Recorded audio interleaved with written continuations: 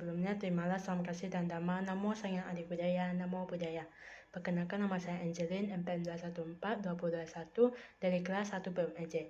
Di video kali ini saya akan memberikan sedikit ringkasan mengenai konsep karma dan pengaruhnya yang sudah diberitahukan oleh Biku Utamo Mahathera dan Cornelius Lower.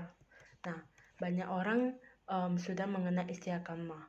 Di dalam bahasa sehari-hari, karma juga sangat dikenal baik umat Buddha maupun yang bukan Buddhis. Nah, setiap kali ada orang yang mengalami penderitaan, kita akan sering bilang, itu memang karmanya.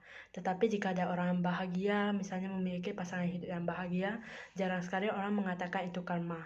Nah, jadi ini banyak orang yang menganggap bahwa karma itu adalah akibat-akibat yang jelek. Padahal karma itu sebetulnya tidak selalu jelek. Ketika kita melakukan sesuatu dengan adanya niat tertentu, itulah karma. Nah, buah karma itu ada dua macam. Yang pertama, bila melakukan perbuatan baik, maka akan timbul buah karma yang baik, seperti mendapat pasangan hidup yang sesuai. Nah, lalu bila melakukan perbuatan jahat, maka timbullah buah karma yang buruk. Meskipun perbuatan jahat itu dilakukan tanpa tindakan seperti memukul, namun bila sudah memiliki pikiran jahat, nah itu juga merupakan sebuah karma buruk. Sehingga nanti juga akan berbuah karma yang buruk. Nah, jadi karma itu adalah niat. Jadi, Anda bisa mempunyai niat baik maupun niat buruk, baik yang dilakukan dengan badan, ucapan, ataupun pikiran. Karena adanya perbuatan baik dan perbuatan buruk, maka nanti ada buah karma yang baik dan buah karma yang buruk juga. Ini merupakan prinsip dasar karma. Banyak orang menganggap karma ini sama dengan takdir, sama dengan nasib yang tidak bisa diubah. Nah, tahukah kalian, karma pertama kita itu disebut dengan karma yang melahirkan. Kita terlahir dari orang tua tertentu itu adalah buah karma kita. Bisa berupa karma yang didasari oleh cinta maupun bukan cinta. Karena karma ini menarik oleh cinta sekaligus juga menarik oleh kebencian. Cinta dan benci itu saling mencari. Cinta mencari untuk saling mendekat, benci mencari untuk saling menjauhi. Nah, karma yang melahirkan ini diikuti dengan karma yang mendukung.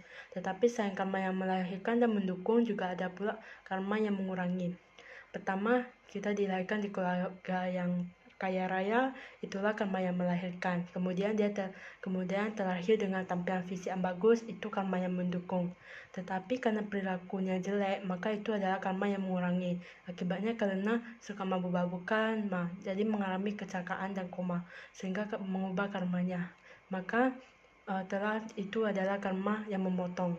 Sebaliknya, bila ada orang yang kurang mampu, lahir di keluarga yang kurang mampu, namun didukung dengan fisik yang kurang bagus, tetapi perilakunya bagus. Dia bertindak baik, dia bertindak ramah, dia menjalankan sila dengan baik. Senang menolong orang, walaupun orang yang ditolong itu terkadang takut dengan wajahnya. Tapi dia juga tetap suka menolong orang, sampai suatu ketika orang yang ditolong itu merasa berhutang budi padanya, memberikan bantuan, misalnya memberikan sebuah rumah. Nah, akhirnya orang ini bisa berubah karmanya. Orang mengatakan dia orang miskin, tapi karena perilakunya baik, berubahlah turangnya itu menjadi tidak miskin. Nah, dari cerita ini siapa yang membuatnya berubah? Jawabannya adalah diri kita sendiri. Oleh karena itu, karma memang ada di tapak tangan kita.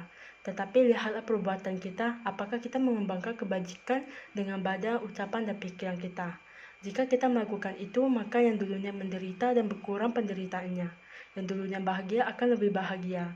Nah, kita bisa mengubah karma kita. Karena karma dan pengaruhnya dalam kehidupan, artinya perbuatan yang kita lakukan dengan badan, ucapan, dan pikiran itu dapat mengubah hidup kita. Nah, karma itu berasal dari kata kar yang artinya perbuatan.